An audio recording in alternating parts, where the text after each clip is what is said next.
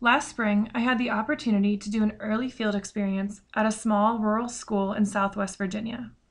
Each week, I formulated a research question that I could test through observations and teacher interviews. This presentation focuses on the National Council of Teachers of Mathematics Principle of Equity. The NCTM Equity Principle states that excellence in mathematics education requires equity, or high expectations and strong support for all students. First, all students, regardless of their personal characteristics, backgrounds, or physical challenges, must have opportunities to study and support to learn mathematics. Next, students with special learning needs in mathematics should be supported by both their classroom teachers and special education staff. Likewise, students with special interests or exceptional talent in mathematics may need enrichment programs or additional resources to keep them challenged and engaged. The talent and interest of these students must be nurtured so that they have the opportunity and guidance to excel in mathematics. Finally, well-documented examples demonstrate that all children can learn mathematics when they have access to high-quality mathematics instruction. Such instruction needs to become the norm rather than the exception. Once again, I was at a small rural school in Southwest Virginia. For privacy reasons, I will refer to my mentor teacher by the pseudonym of Mrs. Becker.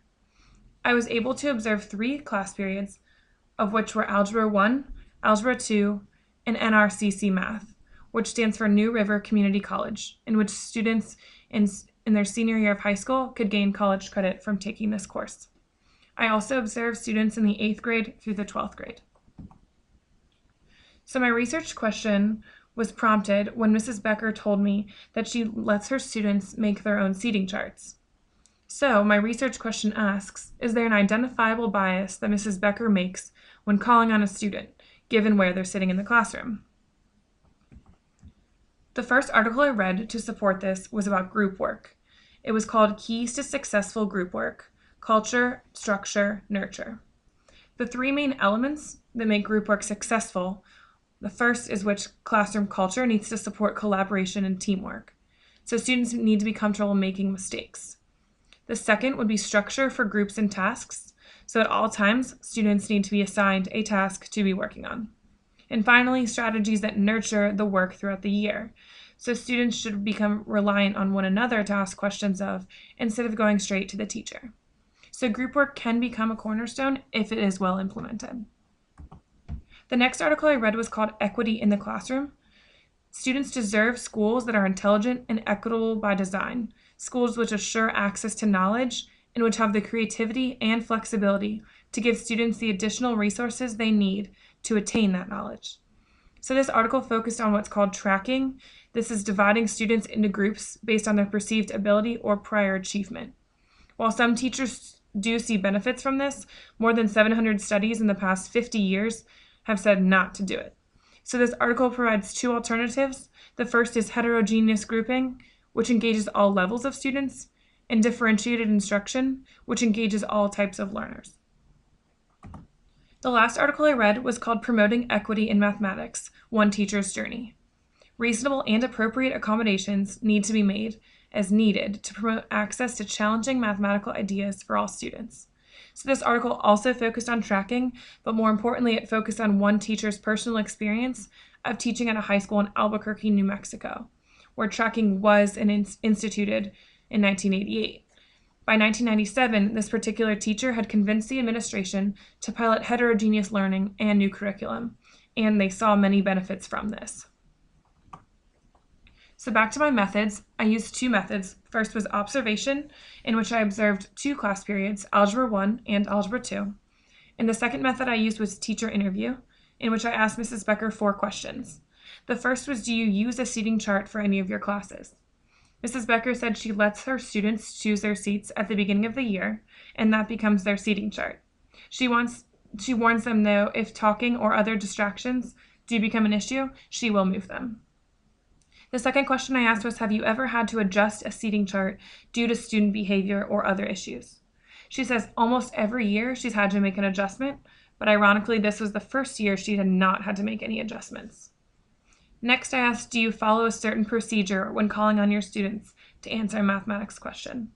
The overall answer was no, but Mrs. Becker did say that she prefers to call on students that are less likely to speak up in class, students that have been struggling, and students that are younger than the rest of the class. So for instance, having an 8th grader in an Algebra 2 class that's made up of primarily juniors.